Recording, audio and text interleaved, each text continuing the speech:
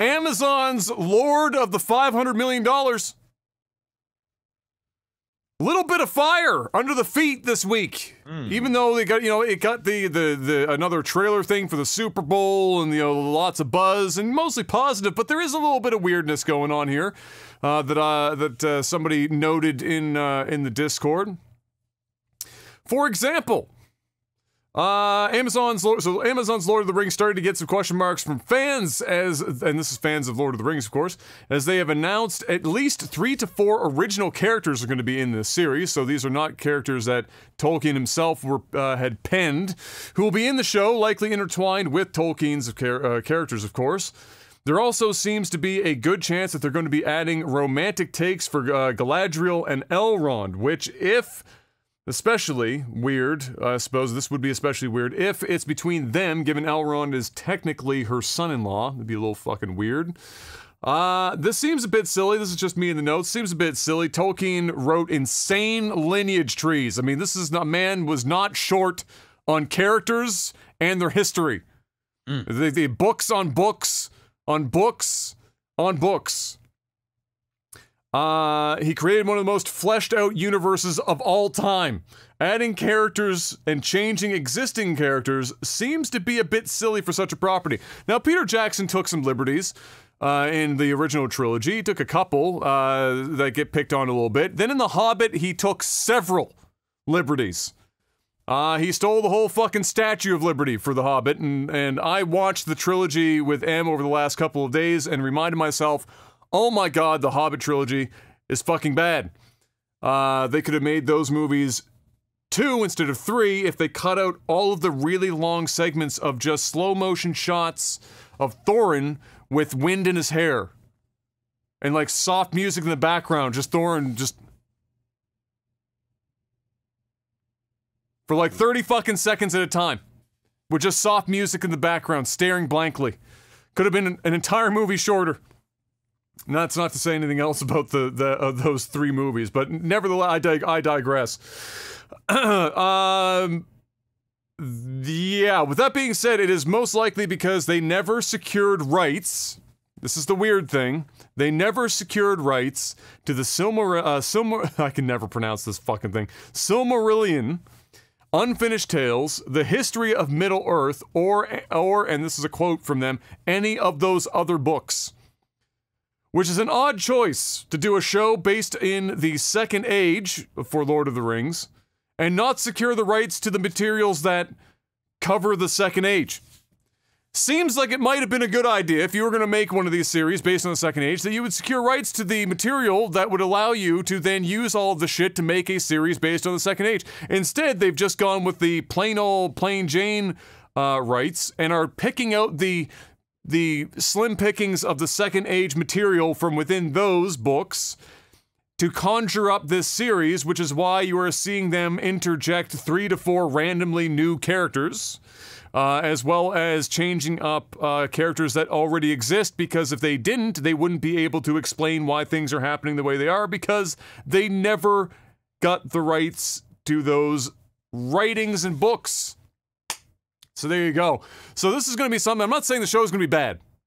It could probably still very well be very good. Just like some of the liberties that were taken in the original trilogy did not stop the trilogy from being, like we've mentioned on the podcast like 50 times now, the greatest fucking movie trilogy of all time.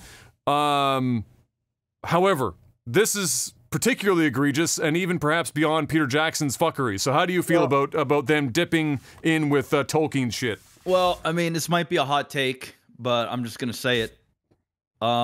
The only thing that's gonna ruin the show for me are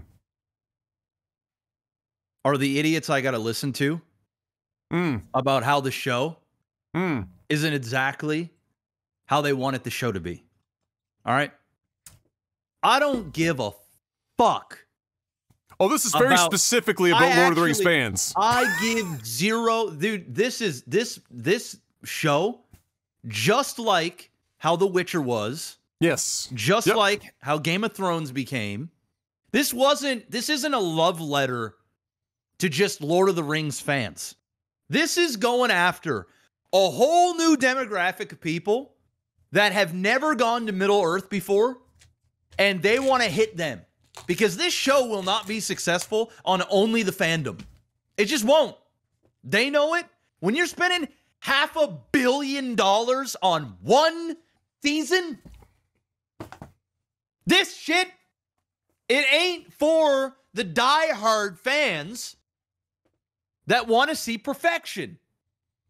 They're out to make a show that is going to have to appease everyday viewers while paying tribute to the ones that know what the fuck should be going on and whatnot, and having a middle ground to some degree, which really won't even be a middle ground. It's going to be like 80% going after the wider demographic so that everybody can understand it. That's why they're adding love stories so that, you know, my wife can be into it. Oh, yeah. You got to have the love arc. Listen, the only thing that's going to ruin it, I don't give a fuck about any of that shit that you just said. I don't give a shit about the Silmarillion unfinished tales and the history of Middle Earth and those other books. I haven't read any of those books. None of them. Don't give a fuck about any of them. You know what I like? I like Lord of the Rings, Middle Earth, fantasy.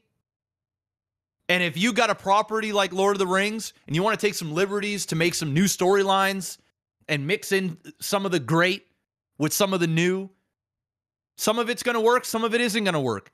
At the end of the day, I don't really give a fuck because I guarantee you, you know who's going to ruin the show? Is the diehard fuck boys and fuck girls out there that need to go outside and touch grass and realize that the fucking that a $500 million show is not completely dedicated to them. They just need the sooner they accept this, the more they're going to enjoy the show.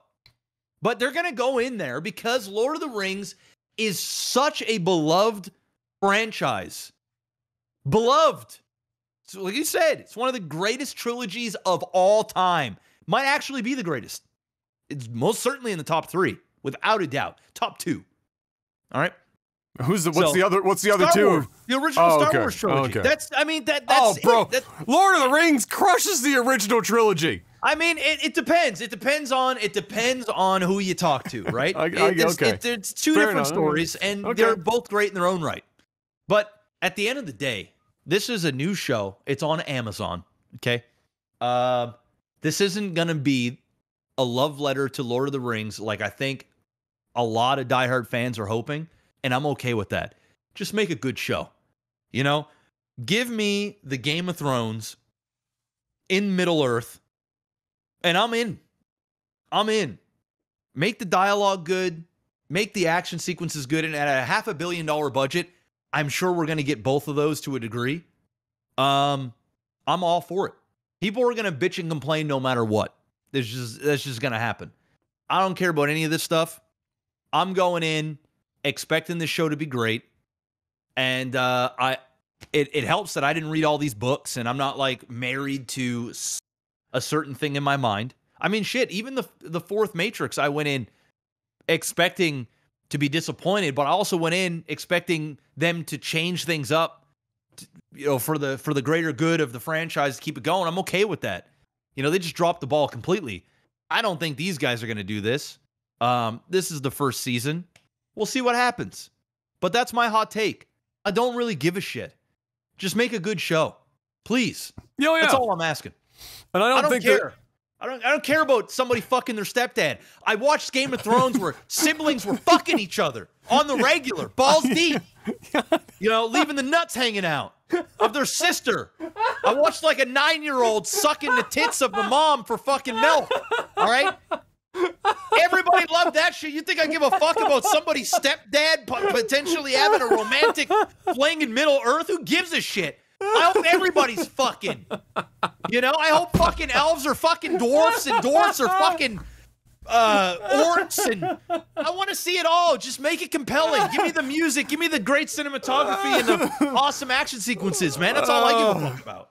Lord of the Orgies. Man, give it to me. Lord of the Cock Ring. Which I believe was how Farouche all started, was a cock ring. That's it. So I'm going to watch it regardless, and I agree with you. I agree. Well, the reason why everyone's going to get up in arms is because, and you would understand this, is that because Lord of the Rings is arguably the most beloved fictional work of all time, right? I get it. At least in the Western world. So it's going to, like you said, no matter what they did, within reason, it was going to catch heat. Just like Peter Jackson did with the original trilogy, he caught heat for it. He caught even more heat for The Hobbit, but he still caught it even in the original, even though everyone really loves it. It was like, I think it's a matter of, and so where you fall on the spectrum, you're obviously in the don't fucking care about any of the category, just give me Lord of the Rings themed fantasy, right? Make it good. Yeah, make it good. So I'm like 80% to that camp. I'm a little bit in the other direction where for me it's like they didn't even attempt to use the source material to tell the story that they're going to tell. I'm sure they attempted, bro. They spent I think they spent over $200 million in just rights. I'd have to check. The show. Well, if you were so if you were going to do that, right? If you were going to do that, what I'm confused about is why they got rights for the stuff that isn't pertaining to the exact era in which they are trying to write a story within Lord of the Rings. Like, why would they spend all of that money? Like, and my assumption, this would be my assumption, I don't know, but because the part of Lord of the Rings that has already made boatloads of money is the one that everyone goes for rights for, right? It's the Lord of the Rings books. It's that specific set of books. The shit that's listed here that goes over the Second Age in more detail, I don't think anyone's ever touched. And I'm trying to envision if they went to the rights holders and asked for that rights, that it would somehow cost more money than the rights that they would have chased down that they got for this. Maybe they just want to do something different. Yeah, maybe they go, listen, man, we want this to be a 10-year show. We want this to go on for a decade. And what we got here is we're going to need to switch shit up. We're going to have to go in a different direction. Maybe we only got enough material here for, 2 seasons, but we want to do 8 seasons. Yeah. So they might have to just say, hey, we're going to spaghetti together our own thing. Put a twist on it. As long, what I'm hoping for, because some of the stuff that we list here, it's not like it's set in stone or known quantities yet, is that at the very least, whatever they conjure up for characters that existed in the original trilogy movies and how they were seen there, because I agree with you, I think this is more for the people that, as a body of viewers, is more the group that like us I never read the books, but I love the movies.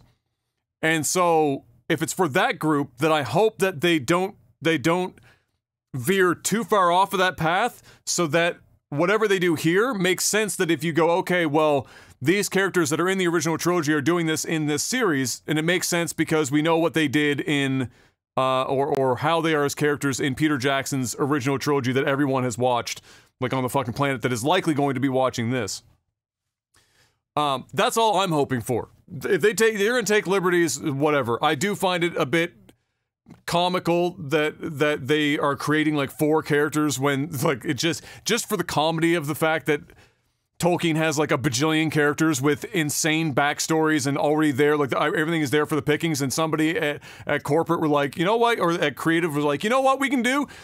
We can match Tolkien. Fuck it, 4 characters. Let's make some shit up and put it in his world. I think that's a fucking bold move because they know that they're going to get scrutinized the hardest for the shit that they inject into the world that Tolkien created. So that's the line they have to walk. And for me, it's a big gamble when you're spending $500 million. But like you said, it's a gamble that balances the difference between how much fire do we take for making these liberties and how many more people can we reach that we may not have reached if we had not taken said liberties. So I'm like 80% of the way to your camp of fuck it. I just hope it's a good show. Yeah. I hope that, that whatever the characters that are in the original trilogy are in this series do, it lines up relatively decently with the original trilogy that Peter Jackson did, so that it at least has some form of continuity, and beyond that, that's fine. But yeah, all the best to them, $500 million. Don't fuck that up. That's a one mistake rig right there. You don't, it's got to be good on the first time around. This isn't like the $100 million first season and then the $500 million second season. They went straight to $500 million. And so that's going to be a fucking home run, for sure.